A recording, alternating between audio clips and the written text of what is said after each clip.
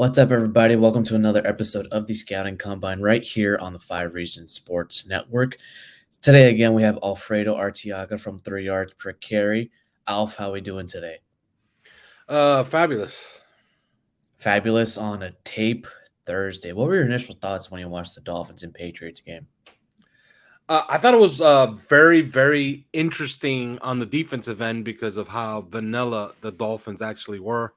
I don't know if it was a lack of respect for the Patriots passing game, but it had to be something that they saw where they really didn't have to dig to their bag. And it wasn't because they couldn't play a lot of the coverages that they did against the Chargers, because they actually pulled off some of those coverages against the Chargers. Like they didn't have issues playing some of those half field coverages against the Chargers, but it was extremely vanilla on defense in the passing game for sure. And on offense, I thought it was really interesting how they tried to use some of the concepts that are on tape from the Shanahan system against Bill Belichick, because it was one of those they kind of know that they know and that they're going to prepare for something that they know they're going to do. So we're just going to do the opposite. And we'll see if you adjust to it on the fly. And when it was time, it was just a little bit too late. So I thought it was a brilliant game plan offensively, and defensively it was just extremely vanilla. Like zero respect, very, very, very basic on defense. Very, very basic on defense. We'll have some defensive plays over here, but it was more so the offense that stole the show up against the New England Patriots. And we'll talk about it a little bit after the first play. I'll go ahead and show the first play right up here on the clip. I'll go ahead and run it. Right here is, it's a motion plays. I mean, the Miami Dolphins run motion on almost 80% of their offensive snaps. So Mike McDaniel calls, another motion play, which the Patriots are thinking, okay, it's going to be the slant wheel flat concept, which the Dolphins run all the freaking time. They use the same formation, the same concept, but they have different plays out of that concept too. Tua doesn't always throw to Tyreek Hill on this concept. He doesn't always throw to Jalen Waddle over Craycraft. He does throw to Durham Smythe, and Durham Smythe is actually a critical piece of this offense, more so than what Mike Gesicki was last year. Right here, the Miami Dolphins are lined up in pistol formation. You have a 3-by-1 look offensively pre-snap. Now they motion Durham Smythe as a tight end right off the offensive line. Right now, Alf, are you able to see the video play? Yeah, I'm looking at it. Okay, perfect. I'll go ahead and run it.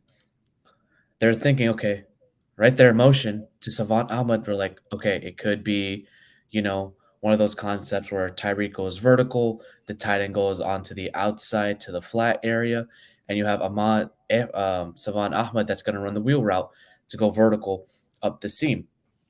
Instead, what happens here, I'll go ahead and run the play one more time. When we see Savant Ahmed go into the motion right here, it's a touch pass. All right. It's a touch pass right there. Takes it, carries it up the field, could have housed it, in my opinion. The key factor over here is what the offensive line does, and we'll see it on this play. Now, if we're taking, the broadcast look, the field side look right here, you can see where the strong side of the formation is. You have three pass catchers on the right side, which is the strong side of the formation. You're likely going to have more defenders in this space because you're thinking, okay, there's three defenders on the right side. More than likely, a pass is going to come here. Let's go ahead and try to protect that side of the field. In lieu, what that does with the motion is it changes up what where the location of the pass will go. You're seeing the defenders try to read and react as to what's going on. Could it be a run play? Could he just hand it off to Mostert? We need to see if he hands it off to Mostert. You see the man right here, he's motioning with Almond because that's his guy. He has to see what play he's going to be running, and he's deep.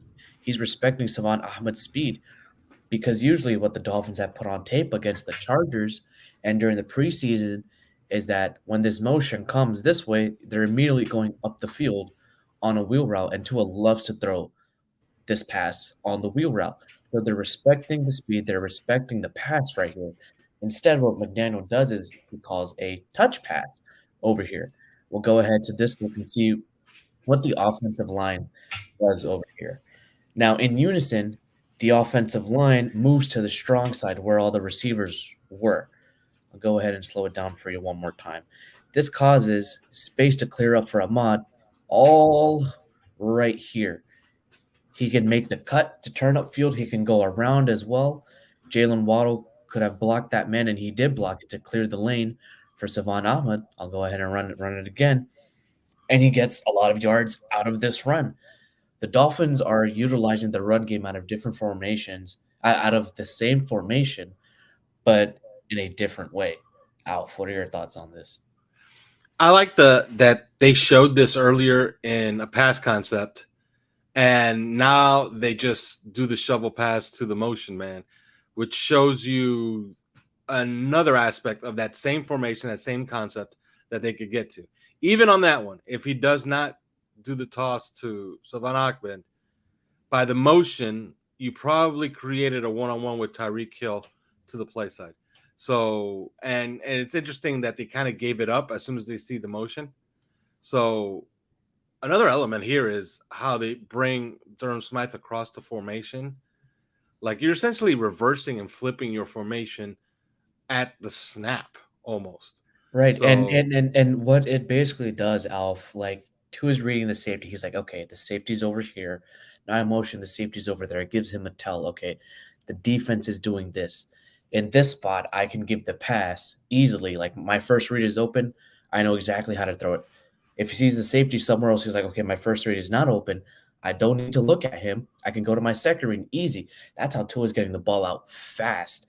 He got the ball out within 2.05 seconds against the New England Patriots last game because the motion is helping him see the field even better and he knows exactly where he's going with the ball. Because the way the playbook is designed for Tua and the way McDaniel designed the playbook for Tua is to get the ball out quick, is to get yards quick, and to be an efficient offense. That's what the entire Miami Dolphins offense is right now. All right, I'm going to go ahead and share one more offensive clip over here. Now, we know throughout the game, the Dolphins were facing a 3-3-5 defense. They were facing a 3 high defense, and you saw it very, very early. I'll go ahead and put it up as well. 9:57, first quarter, 2nd and 7. I believe this is one of the very first pass plays that the Dolphins called, and I think this was their very first drive right here. It's the first 3 high safety look of the game. You're like, okay. And you know what's interesting, Alf? Christian Gonzalez was playing safety snaps this game. He's like, all right, we're going to get our fast guy. We're going to utilize him deep so he can undercut routes and he can keep up with Tyreek Hill, Savon Ahmed, and Jalen Waddle on post concepts right here. This was a very, very good defensive game plan by Bill Belichick, I will say. This play right here is called 3 double buzz. It's a 3-3-5 look. So you have 3 defensive linemen, 3 linebackers, and 5 defensive backs. You have 1, 2, 3, 4, 5. It's kind of like an umbrella. It's an umbrella defense. You don't give anything over the top. You're allowing them to put the ball into the flats, sometimes inside as well. They wanted Tua to throw short and outside the numbers. So they run this 3 double buzz right here. And in a 3 double buzz, this safety right here, Kyle Duggar, he's going to be way out here. This safety right here, Christian Gonzalez, he's going to be right here controlling. This other safety right here is also going to be controlling this half of the field. So you have this safety covering the left side, this safety covering the middle, this safety covering the right side, with your outside corners covering this space right here, and your linebacker controlling the short middle of the field area. That's what 3 double buzz is. Alf, do you want to talk about the leverage the corners have to play with and the safeties have to play with?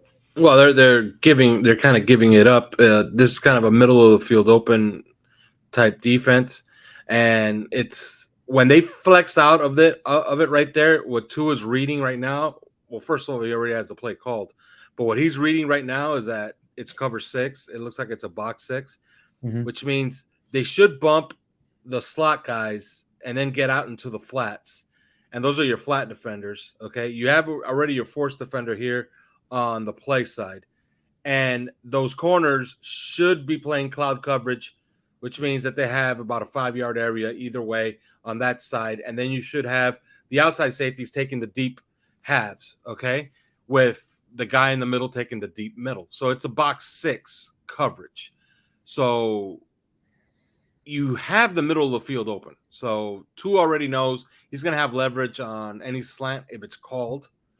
But more likely than not, against this kind of formation with your personnel grouping, you probably want to run the ball against it. I'll go ahead and run the clip right here, and then I'll stop it to see how the Patriots are defending this play. All right, here we go. We see Durham Smythe do the motion across the field, and we see the linebackers also going with the motion. They're reading the leverage where Smythe is going, and it's a fake toss to Raheem Mostert. And Alf, you're saying, if there's a slant open, you throw it. If there's a slant open, you throw it. Tua's looking at Tyreek, his first read. Okay, not open, right? Play it again. Boom. You're like, okay, where am I going to throw this at? Where am I going to throw this? Pocket is collapsing. Receivers are covered. You're like, okay, let me throw it to this outlet to Raheem right here, but there's a defender right there. Will he get the ball out? Nope. Pumps it. Instead, what he does with that big of a hole, runs for a couple yards. I think this was a very, very smart decision by Tua Tagovailoa to gain some yards. Nobody's open. Just go ahead, get some positive yardage out of it. Alf, your thoughts? Yeah, absolutely. It also helped that they had the wrong pass route concept on. If they run skinny slants or quick slants, it's wide open and there's a lot of yak to be gained. But that's not what was called. But against this front, you ideally probably want to run against it just because of the rules, because those linebackers are going to be really mindful of getting out into the flats. There's going to be room against it. So with that personnel grouping, I think a check to a run call probably would have been best. Probably would have been best right here. All right, we're going to talk a little bit more about the half motions, which Mike McDaniel has been working on throughout the offseason, and he's put in the wrinkles in the game. Alf, you want to go ahead and explain some of these half motions? Let me see if I can add this to the stage right here. I think you had one of the plays right here. I think it was this one right here. Go ahead and run it. I've muted the volume so you can go ahead and talk about this play. All right, if you could run the play and then, because I'm not sure, this is the one that he comes to the line, then he's going back into shotgun. This is that same run action that they've been running since last year. And okay, now I'm starting to remember the play. This is that run action that they have where they're releasing the uncovered guards to the second level. Ideally, you want Robert Hunt to cut off Matthew Judon there, but it's probably too hard of an ask, so he's just going to move on to the safety. But you do got to get that double on the field side end, and then it's just basically man on man. But let's run it again. Let's run it. It's running right now. Okay, and then you see that it's condensing the formation. Right. And then this is essentially just a leverage run. As you can see, the number of blockers, you get that double. You have two blockers for one guy, and then you're out on the perimeter with Robert Hunt trying to cut off Matthew Judon, which he can't.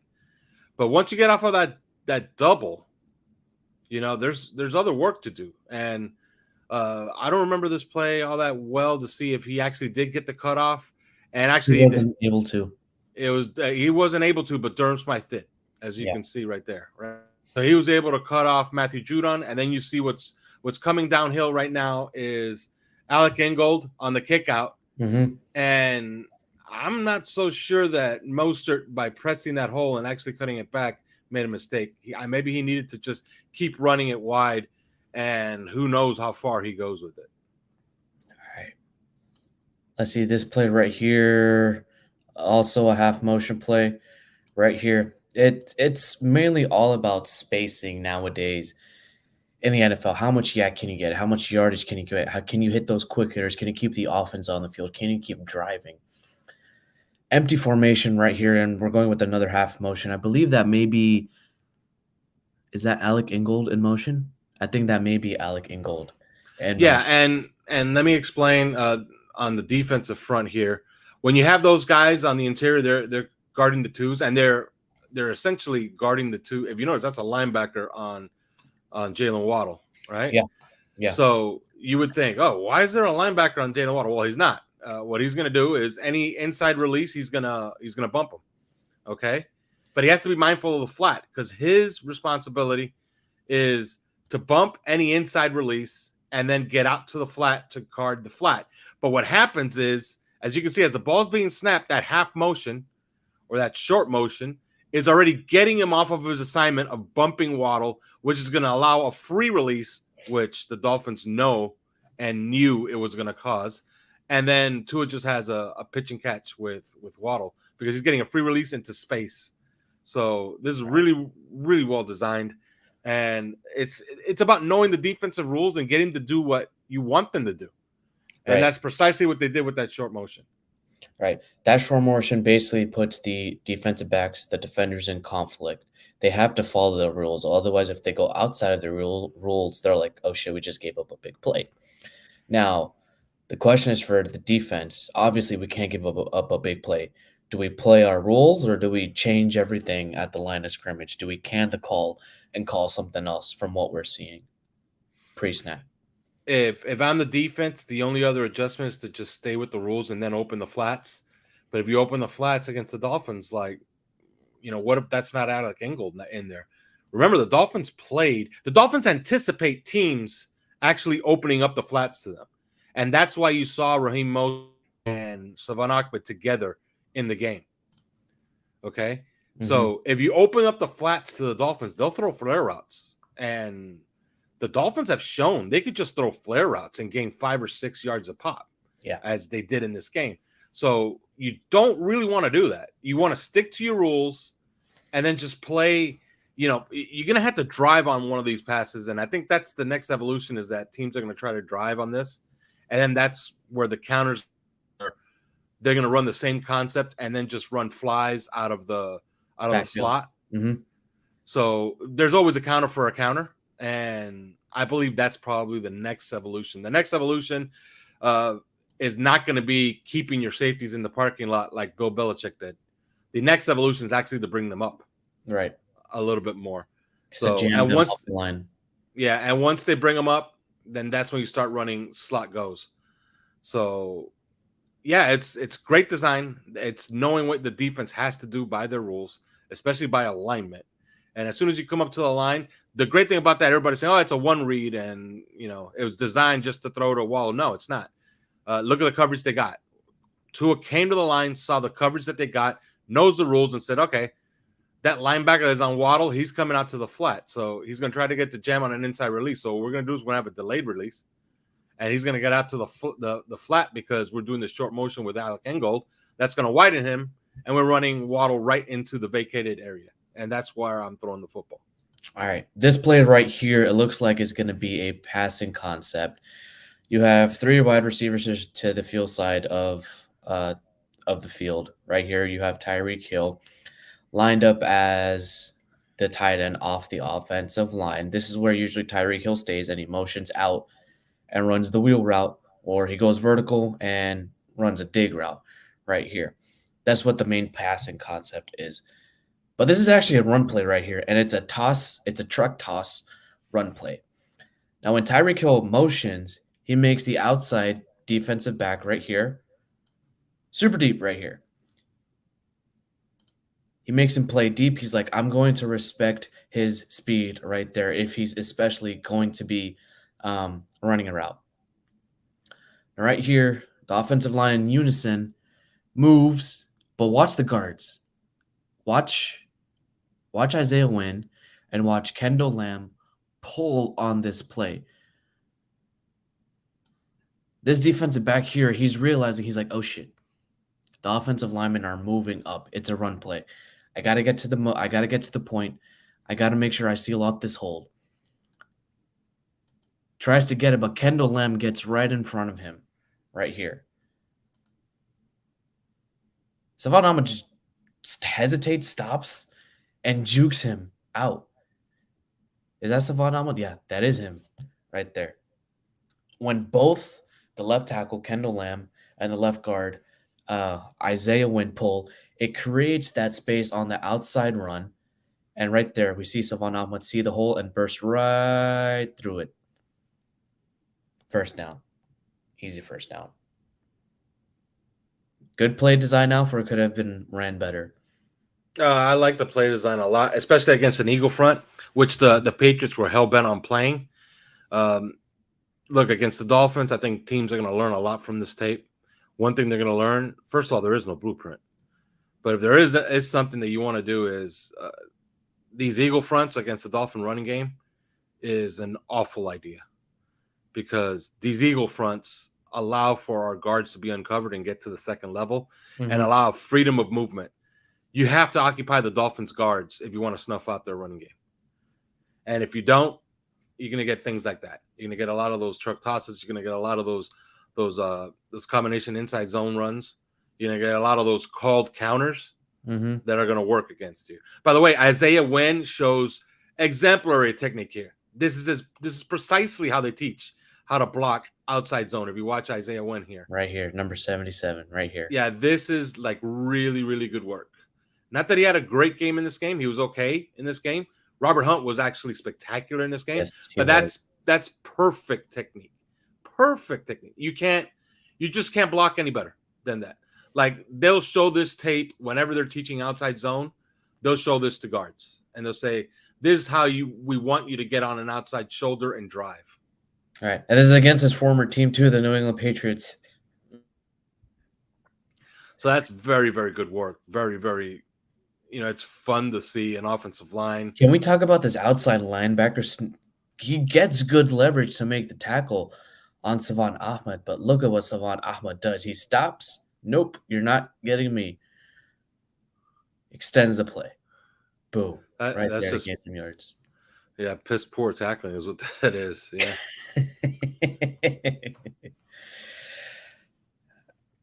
All right. We're going to get to another play right here. Let me see if I can get it up one more time. This is an RPO right here. Hey, look, it's Lewis. Lewis is in the house. Lewis, you're free to join if you want to, man. All right, let me go ahead and share the screen. Again, also another half motion play. So this right here is a split zone RPO. RPO obviously is the run pass option. But one thing I want to talk about is how the Dolphins run these slants. These slants are actually deep. The wide receivers are working they're going vertical 5-6 yards and then breaking upfield. Now, this is another example of using the half motion. Everything that the Dolphins do with their half motions looks all the same, but it's different concepts that they're running. Kind of like how McVay ran his offense back in 2016 on his way to the Super Bowl, which he eventually lost to the New England Patriots. Same formation, it all looks the same, but different concepts are going out of it. Now, once again, the motion and the threat of the run moves the linebackers and safeties. I'll go ahead and do it. This time, this is Braxton Berrios in motion.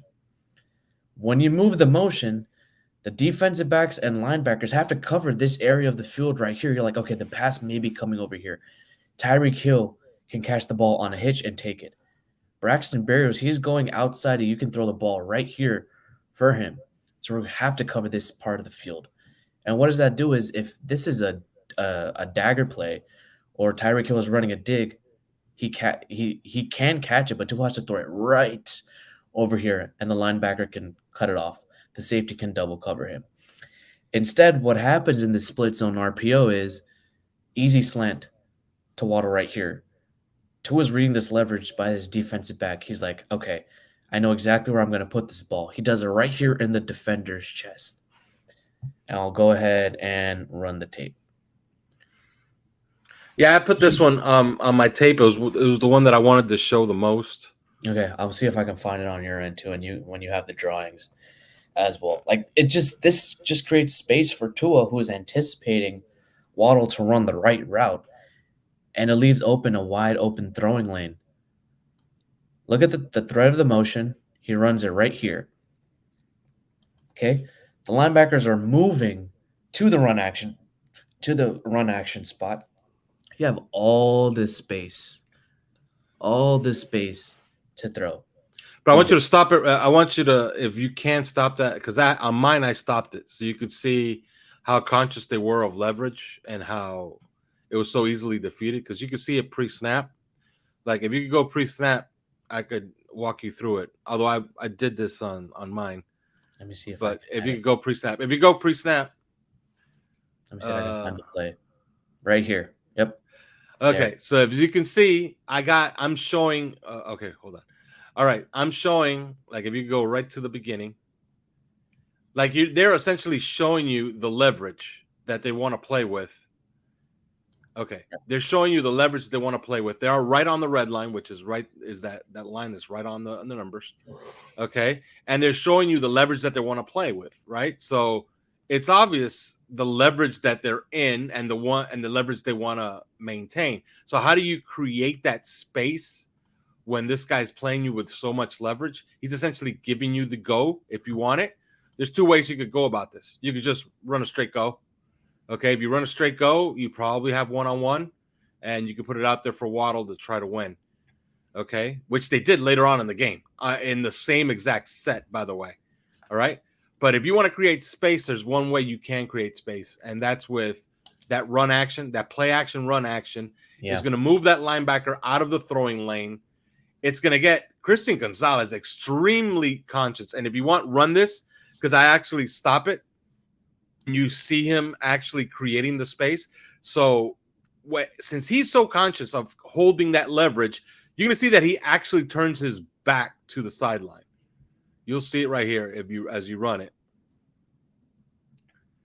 Run it? It's running. It's running. Okay, so I'm obviously explaining the route concept. Yeah. But you're going to because of the leverage, you're going to be able to just cross his face with that slant. And I end up stopping it here, and I show what happens with Christian Gonzalez.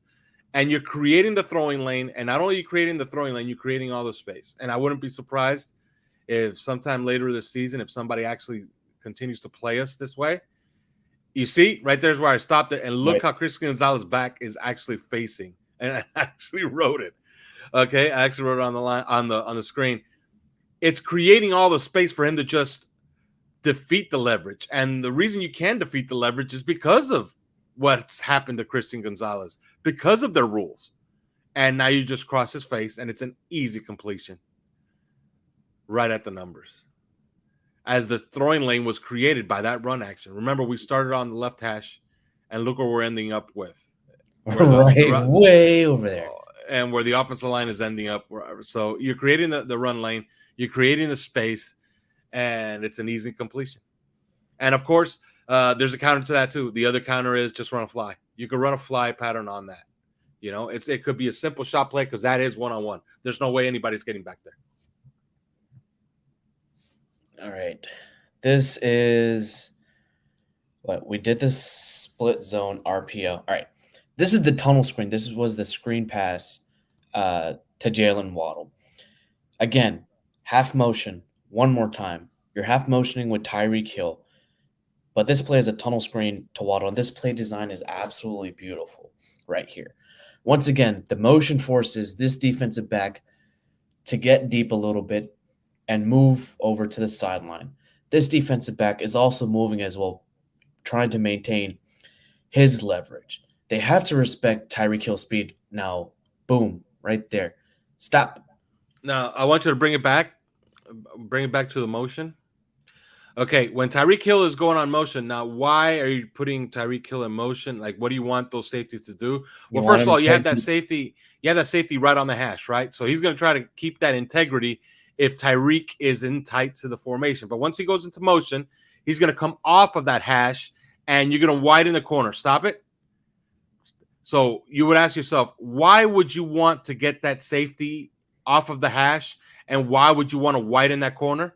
Very simple. You're running a tunnel screen, so you want to make them easier to block. So the way you make them easier to block is by making them come off of the hash, and you accomplish that with that motion, Yeah. which is all kinds of brilliant. Like that's just really really smart stuff. You literally have 4 blockers come off the line. The defenders are nowhere near, and the blockers are able to get downfield easily and create a running lane for Jalen Waddle. If if this defensive back didn't clip him, this would have been a house call. Easily. Easily. This is what the threat of the run action and the half motion does for the Miami Dolphins offense. Just the sheer amount of speed that they have with Tyreek Hill, Jalen Waddle, Raheem Mostert, Savon Ahmed, Devon Achane when he plays up against Denver as well. Looks like he's going to be getting some more touches. This offense is dangerous. I mean, is this the top offense in the NFL right now, Alf? I don't think it's particularly close. This is Why? this is the best. I think it's all the counters that they have built into everything that they're running, and how far behind the league is to guarding it. We've already seen 2 incarnations. The first incarnation was just a shot in the dark, and it didn't work. We saw a new incarnation, and that new incarnation actually unlocked the running game. And trust me, it'll unlock the running game the rest of the season too. Like they'll become if everybody plays Miami the same way that Miami will end up becoming the number 1 rushing offense in the NFL. And it's just by sheer numbers. Because all those light boxes, you can't play 5-man boxes, you can't play 6-man boxes against this 21 personnel grouping. It's just too good. And Alec Ingold makes all of this possible. Yes. He has been a fabulous pickup, and he's been a fabulous player in 21 personnel. And he is essentially, if you watch this game, there were some 11 personnel sets where he was the lone running back, quote unquote, the lone running back. Yes. Okay. They're essentially using him as tight end too. So they are. Whenever you see 21 personnel out there, and whenever you see Alec Ingold out there, that's when you could possibly see a slow developing route or something that's deeper down the field, because they explicitly trust him in pass pro, and he is essentially their tight end number 2. Yeah, I mean, in 21 personnel, the Dolphins' EPA per play, they've ran 50, almost 52% of their plays have come from 21 personnel. Their EPA per play for pass and running, they're 5th in the NFL, 0.39 net positive EPA per play. They're 3rd in success rate, 3rd in EPA per pass, 0.64, which is very, very good. EPA per rush, they're also positive compared to negative in 11 personnel. In 21 personnel, they're rushing the ball really, really well. They're 7th in the league in terms of EPA per rush in 21 personnel. They're 3rd in explosive rate. Their explosive play rate out of 21 personnel is 24% of the time. And that's really, really good when you have basically a fullback out on the field. Not a lot of people use fullbacks like the Dolphins use Alec Ingold. Now, this play right here, Alec Ingold is not there. Durham Smythe is actually the tight end. You have Savon Ahmed and Raheem Mostert over here. This is an orbit motion play, and it's orbit motion inside zone. If you guys watched the Colts game that day, we saw them use Zach Moss the same way, but instead Anthony Richardson ran this in for the touchdown. On this one, Raheem Mostert gets this in to the touchdown. Now, the orbit motion is ran by Savon Ahmed. Again, the defense is moving. They're trying to read exactly where this motion is going. And you have to watch the offensive line on this, because the offensive line shifts to the motion point. You have all the defenders going this way. And he gives it to Monster. Monster's like, it's an inside zone. Everyone's moving this way. I'm going to cut back right here. I can hit this hole, or I can go to the outside where I really, realistically have one person that can come and get me. Here's what he does. He was going to that hole. He sees the defender about to crash in the hole, goes wide, touchdown. All Tyreek Hill did was just grab onto the defender's shoulder, and that's it. He didn't even have to block him right here. Once again, this half motion, the threat of the motion, dude, it's real, man. This thing is for real. Alf. Yep. And that's what you see, the use of having both running backs, Savon Ahmed and Mostert, out there together. And trust me, if Ahmed's not going to play this week, you're going to see this employed with a guy who runs 4-3-2 in Devon Achane. And that's going to be all kinds of fun. I can't wait to see Devon Achane in the passing game. But they might have some things cooked up for him in the run game that will not require his patience or his him to read blocks, which was his Achilles heel in preseason. Preseason, I thought that he was a little bit impatient, and you can't be an impatient runner in outside zone and inside zone. But they might give him some leverage runs where it's just like, you know what, you're running the daylight and to the outside and just go. Right. And that could be a lot of fun to watch this coming week. All right. I call this segment the 2-minute drill. This is towards the end of the first half. Dolphins need to score, and they would be getting the ball back. Right here, they have a minute and 30 seconds left on the play clock right here. This is basically a 3-minute clip, so I'll go ahead and run the first play. This first play right here, Tua finds the post route with the River Craycraft with an open hole in the middle of the field. Alf, defensively, what are you seeing right now? Well, it looks like quarters, but it is straight match man with, and they're just giving up all kinds of space. It's an odd coverage, but they actually find their shape late, and it's just it's a match man under. It's all it is. It's kind of vanilla and kind of odd that they would run something like that, and we had the perfect play call on for something like that. All right, I'll go ahead and skip it over to the next play. Right here, a minute 4, first and 10, ball on 39, second quarter, second play. It's a quick out route to Durham Smythe. Tua gets pressured and he gets the ball out quick. You're going to see, you're like, holy crap, they're running all verts right here. Smythe gets into his break right there. And what you're seeing from Tua is that once the ball is released, he's like, okay, I know where the defenders are going. They're closing down with the linebackers right here. They're thinking everyone's going vertical. I know my tight end is running an out route. I can get some space, get some yards, keep the ball moving. Boom, right there. Easy money, 6 yards right there. Go ahead to the very next play, which is the third play I have the cut up for. 46 seconds left, and the clock is still rolling. I'll tell you this. This is going to be a triple slant route. And Tua gives this to River Craycraft for a gain of 12. I'll go ahead and run the play. You're running slant here, slant here, slant here. Well, this is a crosser. Go ahead and run it one more time. You ever seen something like this? Triple slants and a crosser? Yeah, it's actually a pretty common route that a lot of teams run in the gold area, which is the area right outside of the right outside the red zone. What you do is you want to mirror the same slant on one side of the field, then you want to run a crosser across the field as your outlet. And what's happening here is that Tua reads the leverage and he says, "That's where I'm going.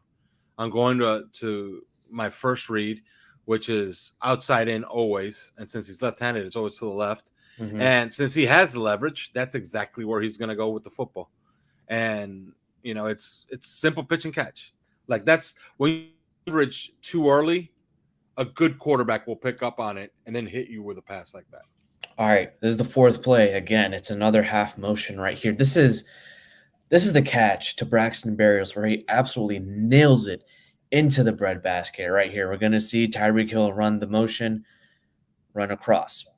What you're going to see is Braxton Berrios, he's going to run a whip route. Now, what the whip route means is he basically whips.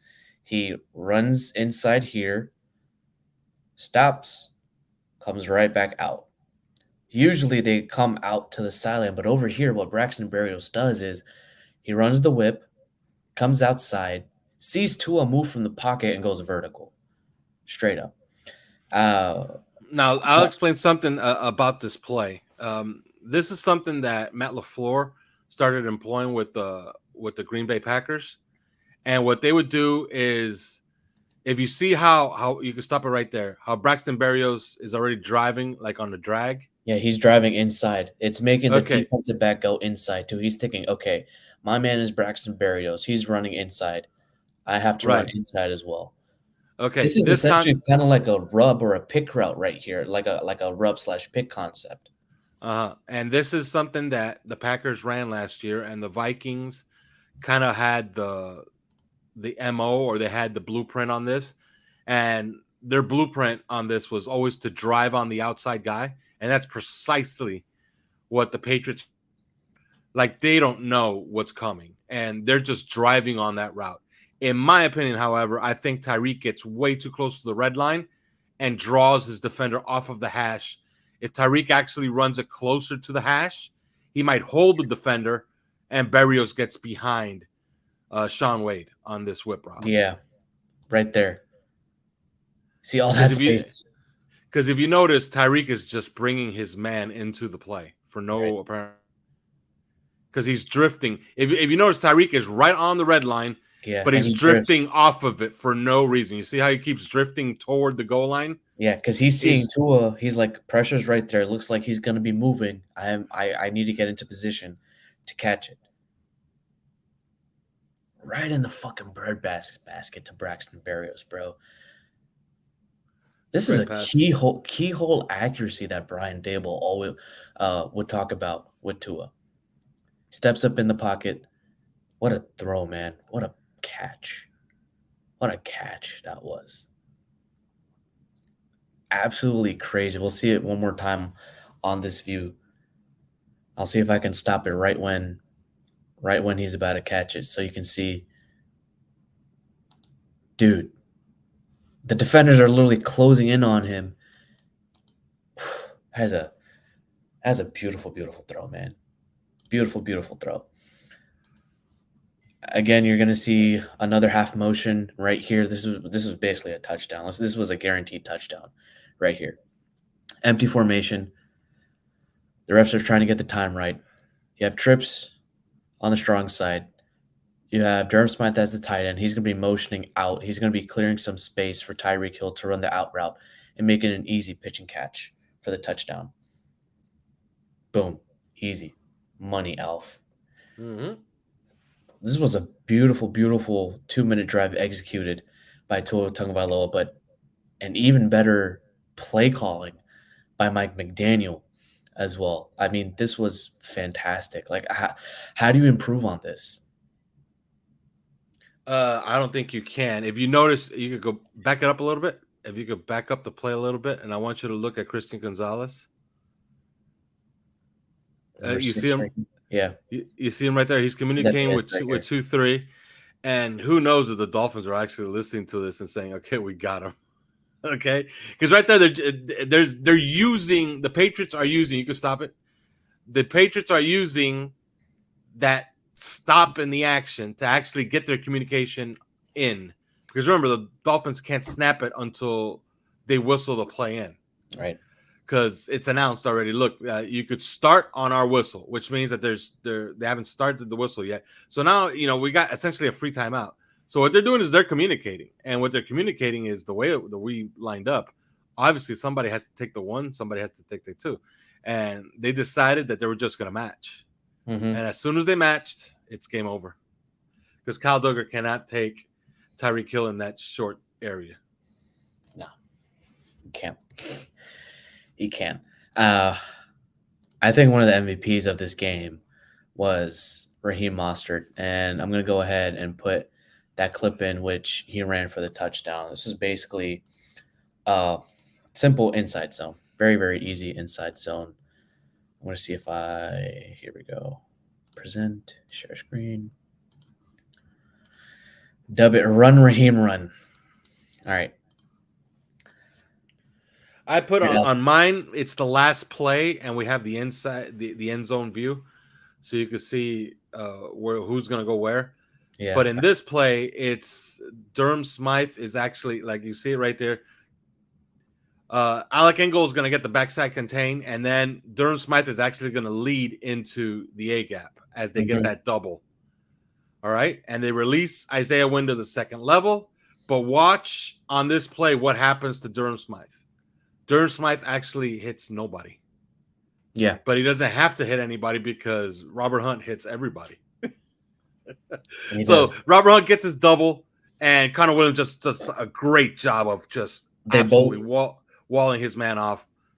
And then Robert Hunt actually comes off and hits Durham Smythe's man. I want to ask you a question. Is this inside zone duo, or is it just the combo block which Hunt and Connor Williams are executing right here? Yeah, that combo block, that it's an ISO block. Some people like that. That's like the staple of an ISO run. So it wouldn't surprise me one least bit if this is an ISO concept that they have in their inside zone package. Mm-hmm. But it is interesting how, if you watch Durham Smythe, like watch it right there. I actually stopped it.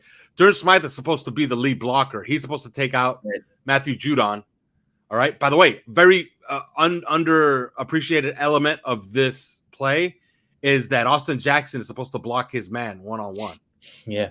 And he has him one-on-one, which I pointed out right there. Yeah. But look how Robert Hunt latches off the blocker, off the combo block, and works his way upfield to block number 8, and it's a house call for Raheem Mostert.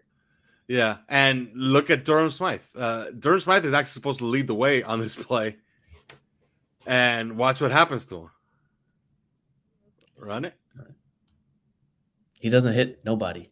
He doesn't hit anybody. Nah. He just hangs there. So he ends up doing nothing, and he wasn't needed. If he actually got into that hole, he would have just, I don't know, been in the way. maybe. Right here. Maybe this is a better zone. Yeah. He does hit somebody, though. I will say he does hit somebody. All right. I think he hits the back of his own man, doesn't he? Yeah, he does. Lewis is asking, are we going to get some Van Ginkel tip, or did I already miss it? Lewis, I'm saving the best for last, man. You got to wait a little bit. The next one we're going to talk about is that Xavier Howard interception. I'm going to see if I can pull it up on my head. Yep, got it. Okay.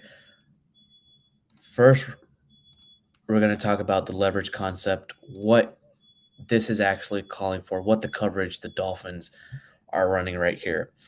Now, the New England Patriots, I did not see a lot of bunch sets and trip sets that they ran in week 1, and I was expecting them to run a lot of it up against the Dolphins, but they didn't run a lot. Now, this right here is called Cover 9 Sky. This is basically a weak rotated 3 deep, 4 under, middle of the field thirds match zone coverage structure. The rotation of the safety, which is going to be right here, they go away from the nickel side. So right here, I believe this is Deshaun Elliott. Deshaun Elliott moves away from Cater Kohu. Everywhere the defensive backs, right here, it's basically match man coverage.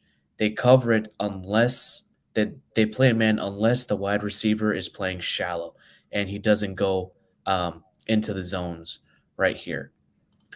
Now, what happens is that the nickel player right here, the nickel player is one of the most important defenders in this Fangio system.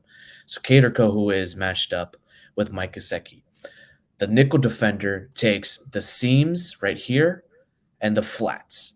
So if Mike Gesicki runs this way, he's going this way. If Mike Gesicki is running the seam, he's covering the seam as well.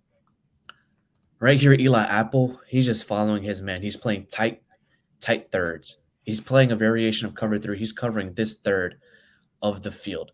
He will not let this wide receiver to get into this portion of the field. This is his responsibility right here. Any receiver comes here, he takes care of it. Same with Xavier Howard. But look at the position as to how the corners are playing. Right here, Xavier Howard, he's squatting. He's going to be pressing him at the line of scrimmage. Eli Apple won't be. Right here, Javon Holland, he allows Xavier Howard to play man because he's the downforce player. If the wide receiver beats Xavier Howard outside, Javon Holland is right there to cover it. I'll go ahead and play it one time.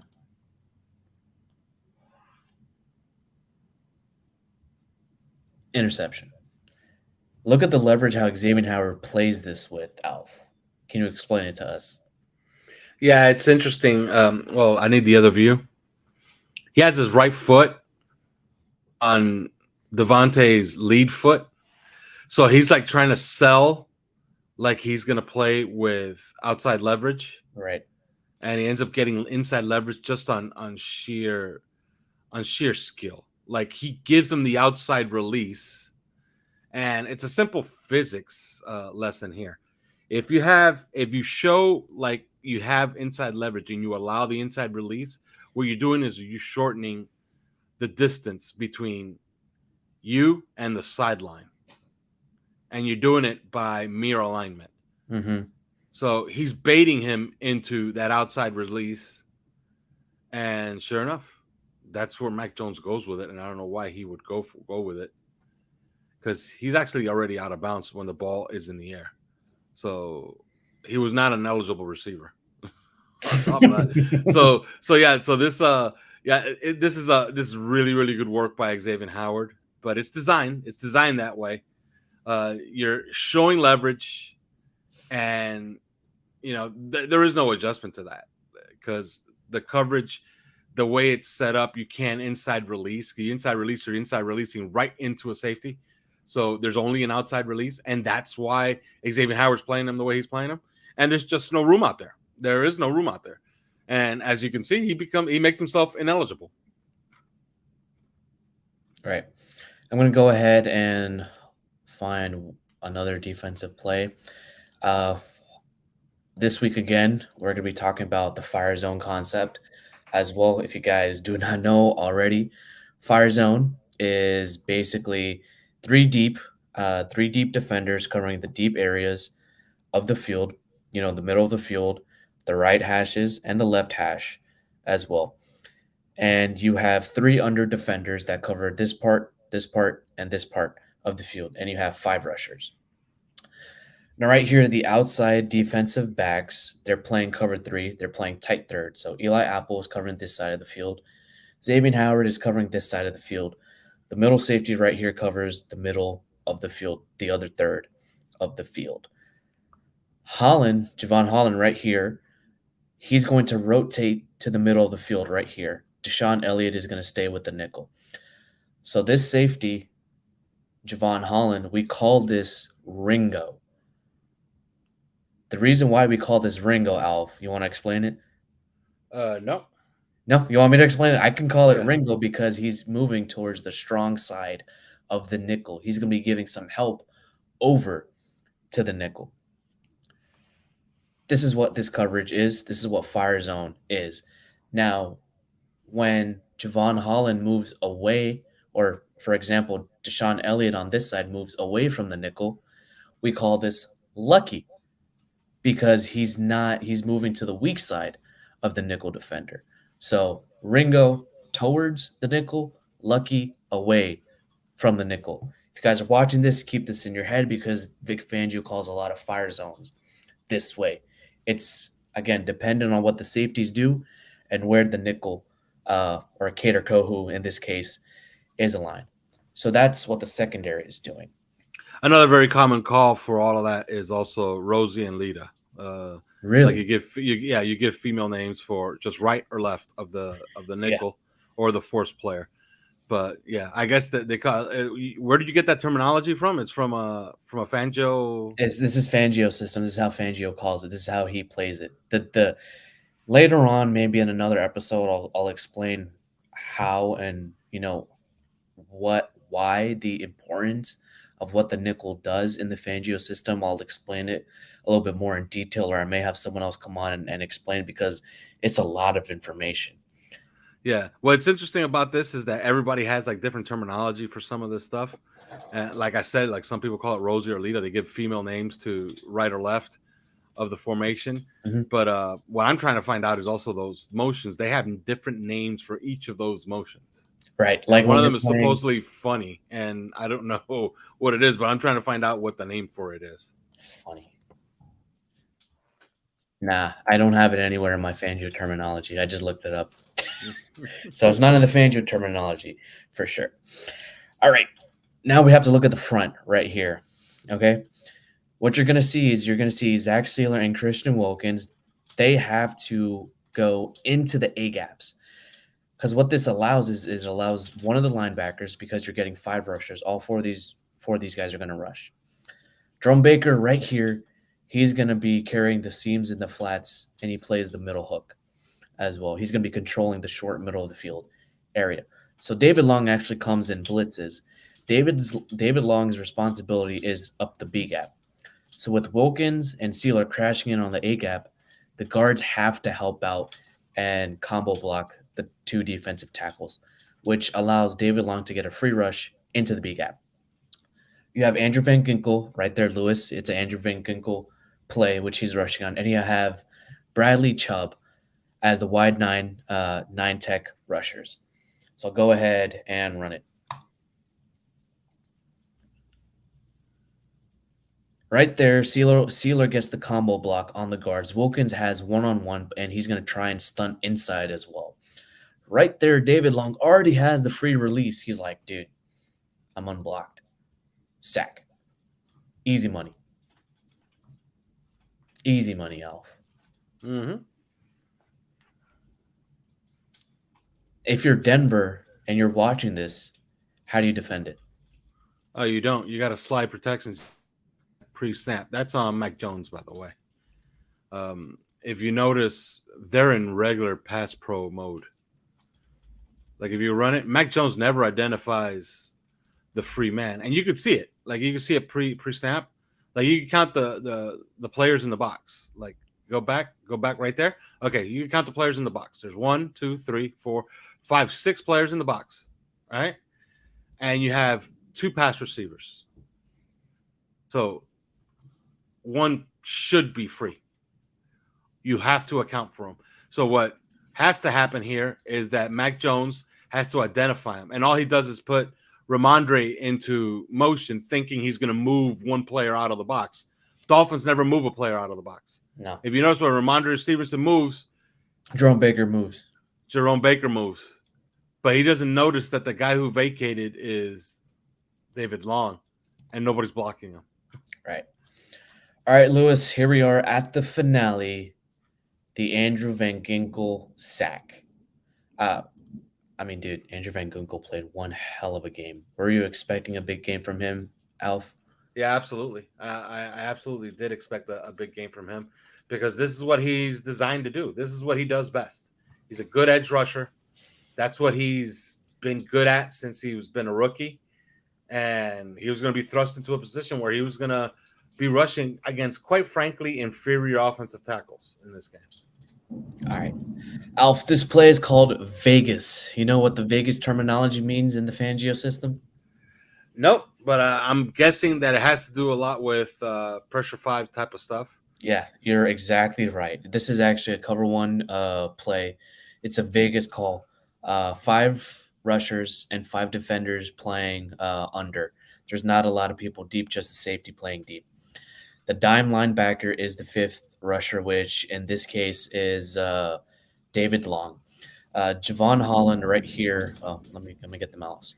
Right here, Javon Holland is going to be matched up with David Long's Jr. David Long's man right here due to coverage rules. All right. You have 1, 2, 3, 4, 5 rushers right here. When I first saw this play, I was going to call it I think this is a bubble rush. I'll have to look at the terminology. Again, I'll go ahead and play it right here. Your 5 under defenders are Eli Apple, Cater Kohu, Jerome Baker, Javon Holland, who's going to be carrying, I think, is the slot wide receiver, and Xavier Howard. Your lone guy right here who's going to be deep is Deshaun Elliott. Go ahead and run the play. Look at what Jerome Baker does. He looks like he's going to rush, stops, he's carrying his responsibility is Ezekiel Elliott. I'll go ahead and run the rush play one more time. Andrew Van Ginkel's bend, dude. His bend. It's amazing. I'll go ahead and run it on this this view so you can see how he bends, how he gets under the offensive tackle. Dude, he just speeds and goes right under him, and boom, it's a sack. I mean, this is who he is, right, Alf? Yeah, that's what he's good at, and that's what his MO is. He's a really good edge rusher. He just is, and from either side. So the question is now, Jalen Phillips is healthy. Andrew Van Ginkel can do this. Do you play Jalen Phillips and Andrew Van Ginkel on the same side and you drop Jalen Phillips into coverage? Or do you just rush those two defenders on the same side 50% of the time? Well, it just means that Bradley Chubb and Jalen Phillips are going to be much more fresh now to rush the passer on third down. So it's gonna keep them fresh. But I'm pretty certain that they're going to have a package for this on third downs, considering we haven't seen it yet, but we will see Jalen Phillips rushing out of 3-tech, which has been something that he's been great at since he has been great at since Flores and Boyer called it as well. His hand movements, his hand strength has gotten much, much better. All right, Alf, what are you thinking about this Denver game? I think it's going to be a much more interesting game that a lot of people are giving it credit for. Their offense has actually been okay. They haven't found their running game, but their passing game is actually doing pretty well. Yeah. I'm not too certain what to expect from their defense because Frank Clark is not going to play, so they're going to miss one of their better pass rushers. They are talented across the board. Mike Purcell might also not play. That's their nose tackle. So they're hurting. And Justin Simmons didn't practice today. So, as far as this question, do you suspect that Fangio will relent and not? I hope so. I hope that Van Ginkel doesn't go back to the inside because I think he's wasted there. But as far as this game, I really am interested to see what we do with our offense. With our defense against Russell Wilson. Russell Wilson does not like to throw to the middle of the field anymore. Okay, he's almost risk averse to it. He likes to stay outside the numbers. The entire Fangio defense has the middle of the field open. Yes, so it's I don't know. I hate to say that just schematically it's looking like a blowout, but schematically it's looking like a blowout. On paper, but I do expect some fireworks. I do expect some fireworks. I do too, and I want to mention something. I actually tweeted this out, and the Fish Tank guys, OJ and Seth, told me to basically shut the fuck up and not give our tells away to the Denver defense. When the Dolphins line under center on 1st and 10, 92 to 93% of their time, it's a run. I'm sorry. It's a run. 2nd and 10 in shotgun, 79% of the time, it's a pass. Like, these are tells that Mike McDaniel is showing on tape. And, the analytics department for Denver and Miami, they can code it up. Like, I have the website with me too. I have the IO app with me too. I'm able to see how many times Miami is able to go into shotgun under center formation, what formations the defense is lining up in against those shotgun and single back looks, how the Dolphins defense personnel is. And I'm able to see how this Denver offense is like too. This offense is actually pretty well balanced off based on the pass and the run with their different formations as well. They're under center in 11 and 12 personnel all the time. They're in shotgun in 11 and 12 personnel as well. They're also an empty in 11 and 12 personnel as well. So this this Denver offense has layers to it, and it's going to be interesting to see how Fangio's personnel is going to counteract this. Yeah, one thing I will say about those tendencies on 2nd and 10, you could almost predict it's almost It's a pass. 100% pass. But Mike McDaniel explained it last year. Yeah, I'm going to throw it on 2nd and 10, and it's just simple analytics. I believe the numbers were last year. Runs on 2nd and 10 or 2nd and 7 or more lead to first downs like 21% of the time. Passes Right. on 2nd or 7 or more lead to first downs like 43% of the time. So it's Yeah. almost doubling your chances to pick up a first down when you throw on 2nd and 7 So or better. The Dolphins have had 5 plays ran in 21 personnel for second and third, second and fourth, second and fifth, second and sixth. 80% of the time they're passing the ball. Yep. Their pass rate over expectation is 42% of the time. This But is that first just down, personnel. that first down tendency, that's a setup. That's a setup. Like somebody's getting a shot play run on them on first down out of 21 personnel. Yeah. Now, is it going to be the Broncos this week, or is it going to be the Bills next week? We'll have to But see. somebody's getting set up. Whenever you have a tendency that large, they're setting something up. All right. Alfredo Arteaga, thank you for joining us. Alf, where can our listeners find you at? Oh, always. If you want to listen to the podcast, you can go to any of our podcast feeds. We are everywhere. It's the number 3 yards per carry, just like you see right there on the screen. You can go to our Twitter account. All the information is there. If you want to join OnlyFans, you can go to our Twitter account. It's the pinned tweet. It'll explain to you how to do it. If not, just look right there. You just go to discord.gg/OnlyFans, and it's $30 a month. All right. This is Hussam Patel signing off from the Scout and Combine here on the Five Reasons Sports Network. Fins up, everybody.